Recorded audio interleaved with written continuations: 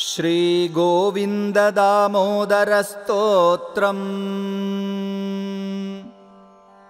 अग्रे कुरूणामथ पाण्डवानां दुःशासनेनाहृतवस्त्रकेशा कृष्णात्तदाक्रोशदनन्यनाथा गोविन्ददामोदरमाधवेति। श्रीकृष्णविष्णो मधुकैटभारे भक्तानुकम्पिन् भगवन्मुरारे त्रायस्व मां केशवलोकनाथ गोविन्ददामोदरमाधवेति। विक्रेतुकामा किल गोपकन्या मुरारिपादार्पितचित्तवृत्तिः दध्यादिकं मोहवशादवोचत् गोविन्ददामोदरमाधवेति। उलूखले संभृततण्डुलांश्च संघट्टयन्त्यो मुसलैः प्रमुग्धाः गायन्ति गोप्यो जनितानुरागा गोविन्ददामोदरमाधवेति। काचित्कराम्भोजपुटे निषण्णम् क्रीडाशुकं किं शुकरक्ततुण्डम् अध्यापयामास सरोरुहाक्षी गोविन्ददामोदरमाधवेति। गृहे गृहे गोपवधूसमूहः प्रतिक्षणं पिञ्जरसारिकाणां स्खलद्गिरां वाचयितुं प्रवृत्तो गोविन्ददामोदरमाधवेति। पर्यङ्किका भाजमलं कुमारं प्रस्वापयन्त्योऽखिल गोपकन्याः जगुः प्रबन्धं स्वरतालबन्धं गोविन्ददामोदरमाधवेति। रामानुजं वीक्षणकेलिलोलम् गोपी गृहीत्वा नवनीतगोलम् आबालकं बालकमाजुहाव गोविन्ददामोदरमाधवेति। विचित्रवर्णाभरणाभिरामे अभिधेहि वक्त्राम्बुजराजहंसी सदा मदीये रसनेग्ररङ्गे गोविन्ददामोदरमाधवेति। अङ्काधिरूढं शिशुगोपगूढं स्तनं धयन्तं कमलैककान्तं सम्बोधयामास मुदा यशोदा गोविन्ददामोदरमाधवेति। क्रीडन्तमन्तर्व्रजमात्मजं स्वं समं वयस्यैः पशुपालबालैः प्रेम्णा यशोदा प्रजुहाव कृष्णं गोविन्ददामोदरमाधवेति। यशोदया गाढमुलूखलेन गोकण्ठपाशेन निबध्यमानः रुरोदमन्दं नवनीतभोजी गोविन्ददामोदरमाधवेति। निजाङ्गणे कङ्कणकेलिलोलम् गोपी गृहीत्वा नवनीतगोलम्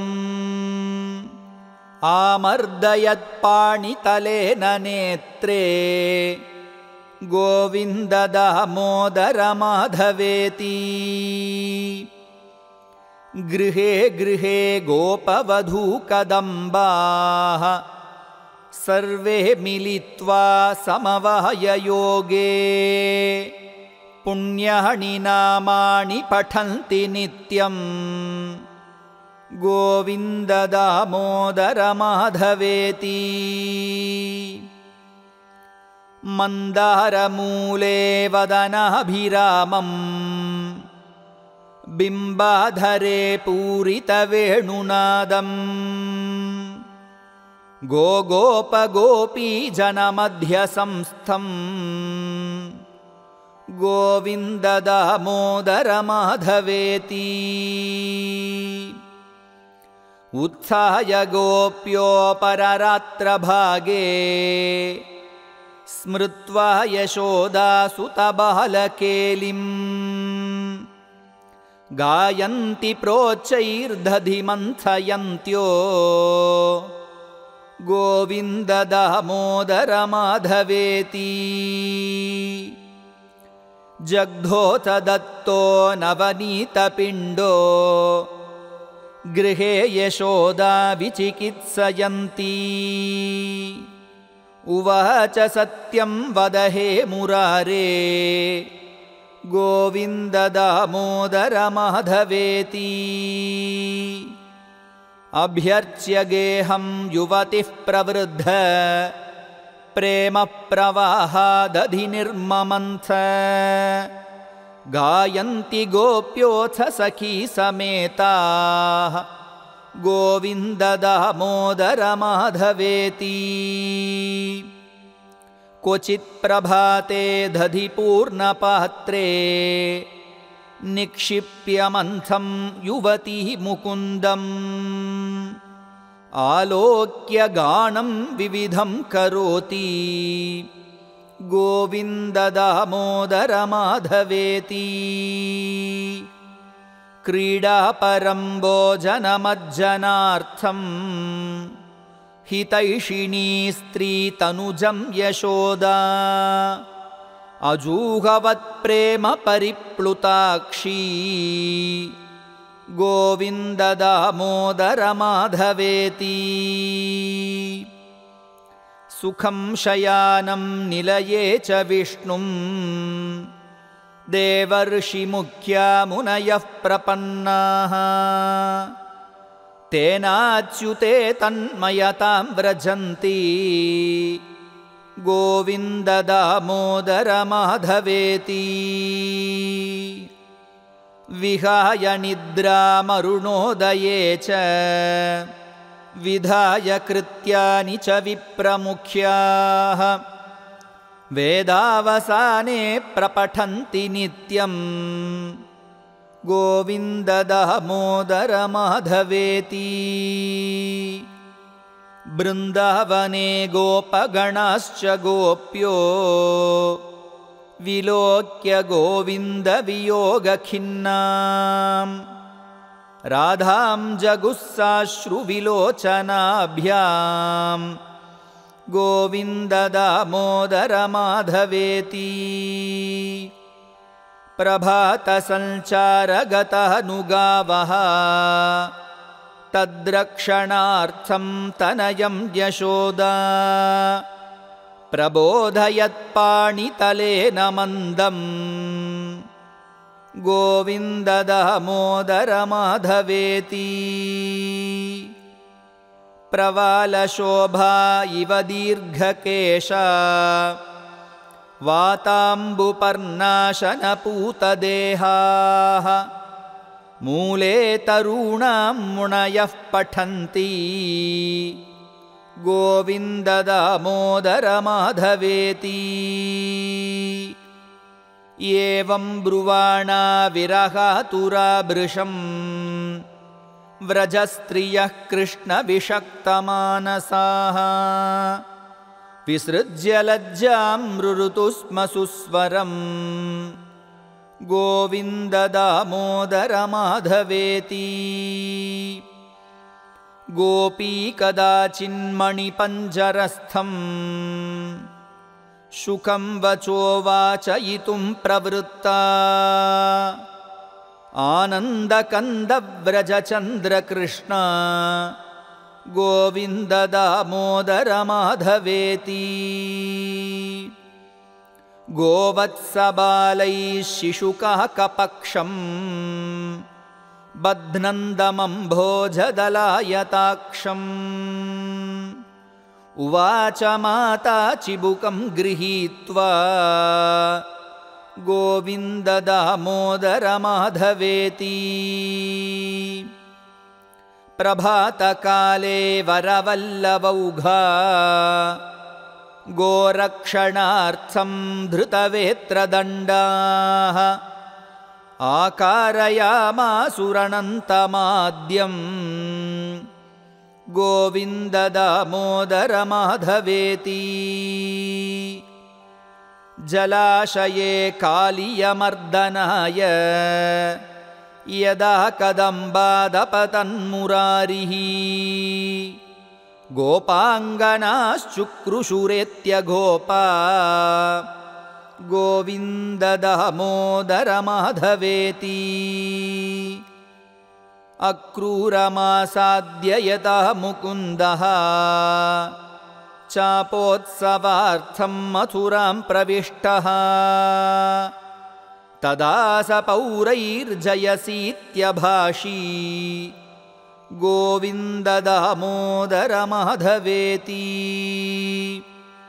कंसस्य दूतेन यदैव नीतौ बृन्दावनान्ताद्वसुदेवसूनौ रुरोद गोपीभवनस्य मध्ये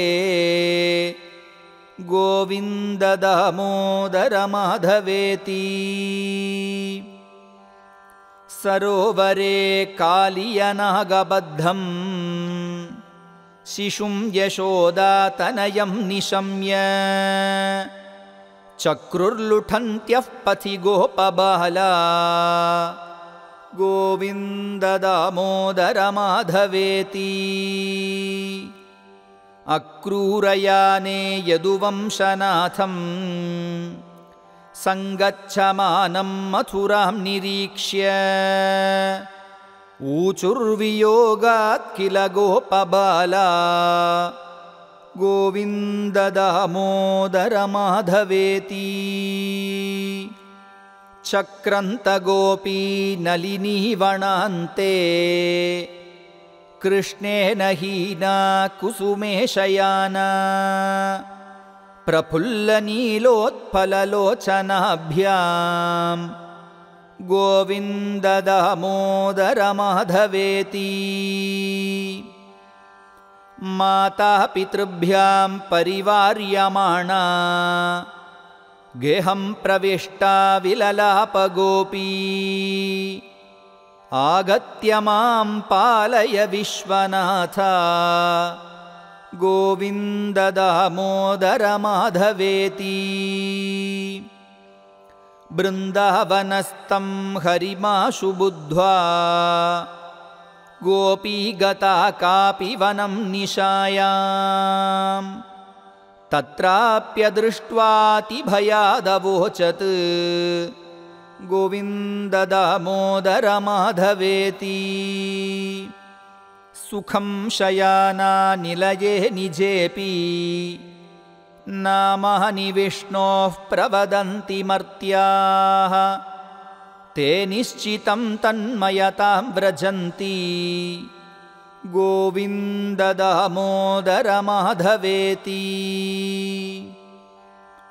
सा नीरजाक्षीमवलोक्य राधां रुरोद गोविन्द वियोगखिन्नां सखी प्रफुल्लोत्पललोचनाभ्यां गोविन्द दामोदर माधवेति।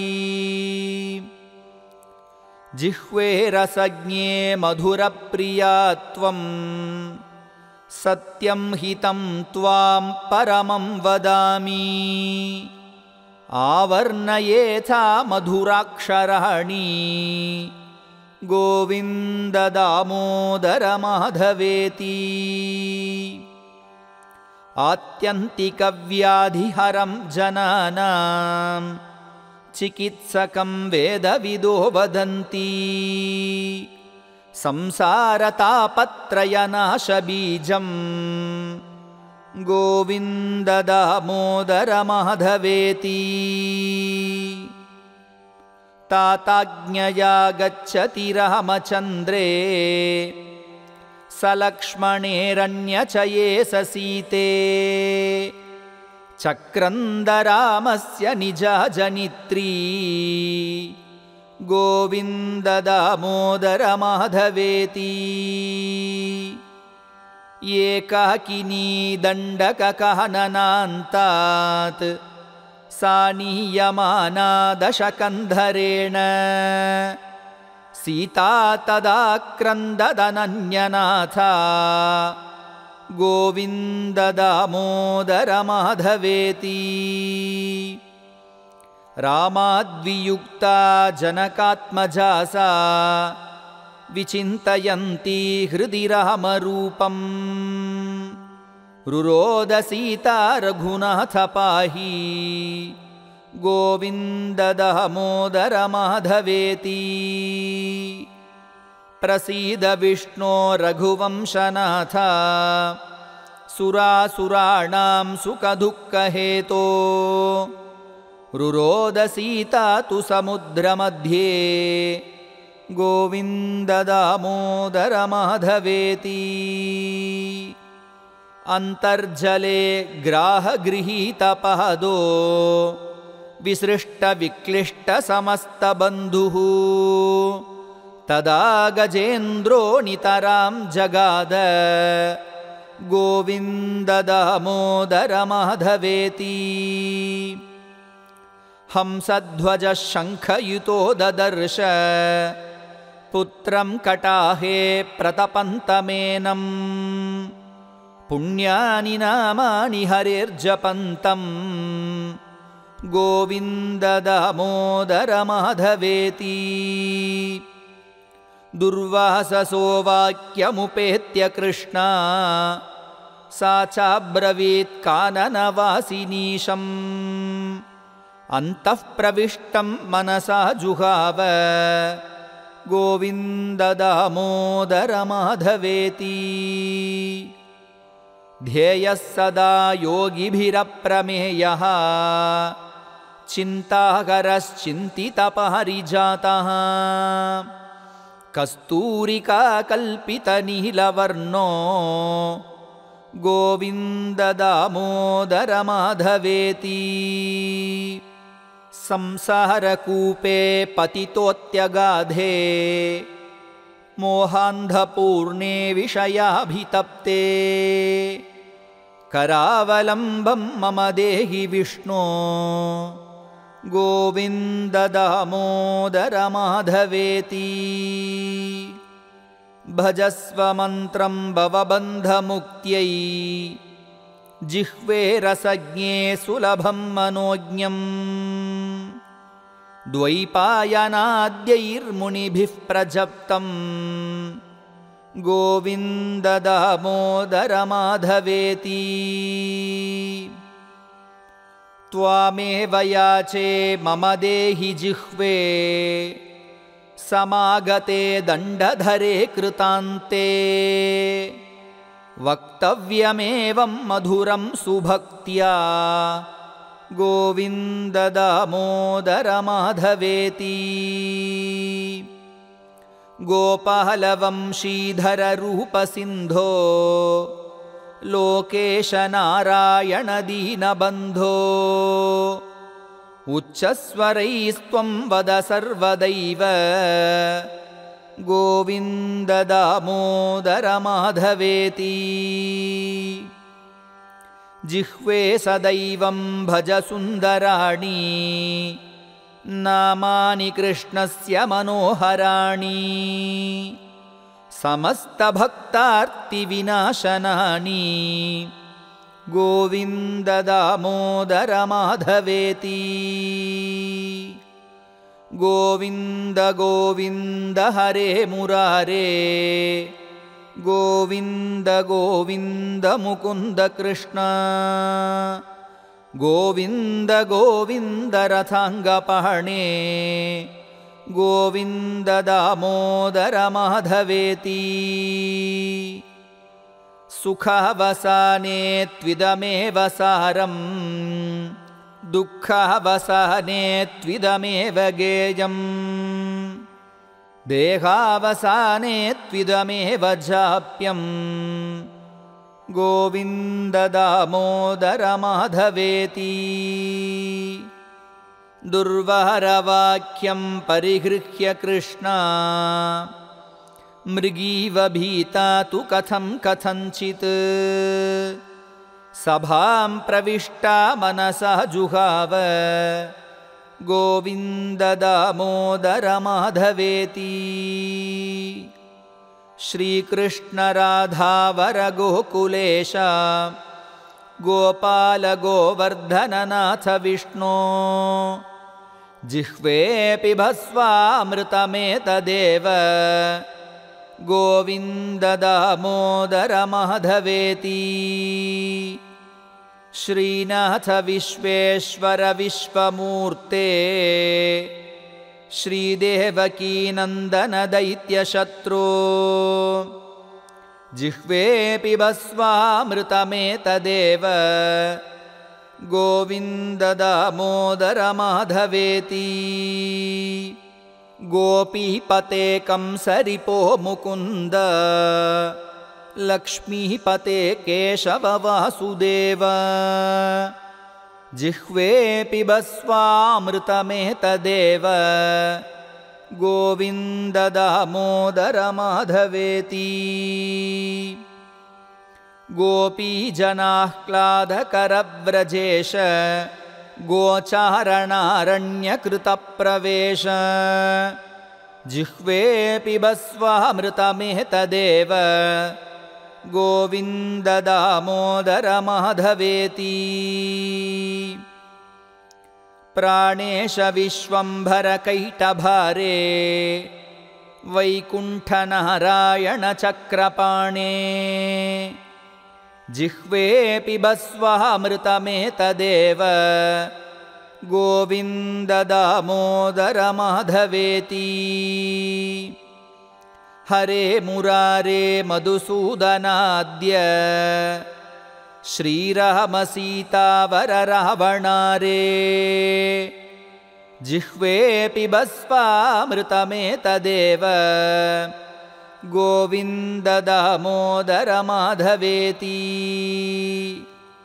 ಶ್ರೀಯಾದವೇಂದ್ರಾದ್ರಿಧರಾಂಬುಜಾಕ್ಷ ಗೋಗೋಪ ಗೋಪೀ ಸುಖದಹನದಕ್ಷ ಜಿಹ್ವೆ ಪಿಬಸ್ವಾಮೃತಮೇತದೇವ ಗೋವಿಂದ ದಾಮೋದರ ಮಾಧವೇತಿ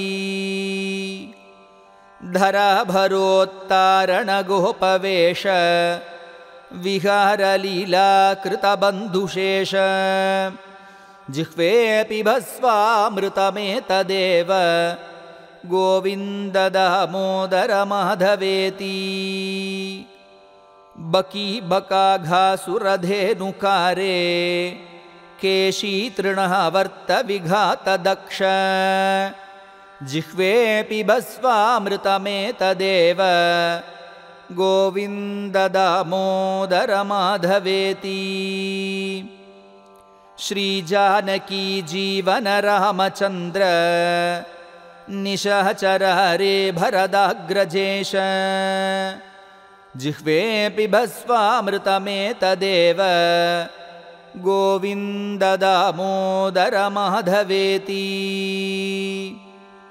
ನಾರಾಯಣಾನಂತ ಹರೇ ನೃಸಿಂಹ ಪ್ರಹ್ಲಾದ ಬಾಧಾ ಹರ ಹೇ ಕೃಪಾಲೋ ಜಿಹ್ವೆ ಪಿಬಸ್ವಾಮೃತಮೇತದೇವ ಗೋವಿಂದ ದಾಮೋದರ ಮಾಧವೇತಿ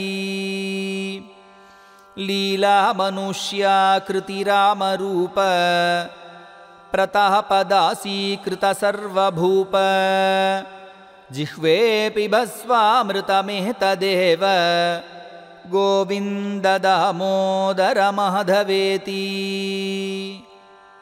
ಶ್ರೀಕೃಷ್ಣ ಗೋವಿಂದ ಹರೇ ಮುರಾರೇ, ಹೇ ನಾಥ ನಾರಾಯಣ ವಾಸುದೇವ. ಜಿಹ್ವೇ ಪಿಬಸ್ವಾಮೃತಮೇತದೇವ, ಗೋವಿಂದ ದಾಮೋದರ ಮಾಧವೇತಿ. ವಕ್ತುಂ ಸಮರ್ಥೋಪಿ ನ ವಕ್ತಿ ಕಶ್ಚಿತ್, ಅಹೋ ಜನಾನಾಂ ವ್ಯಸನಾಭಿಮುಖ್ಯಂ.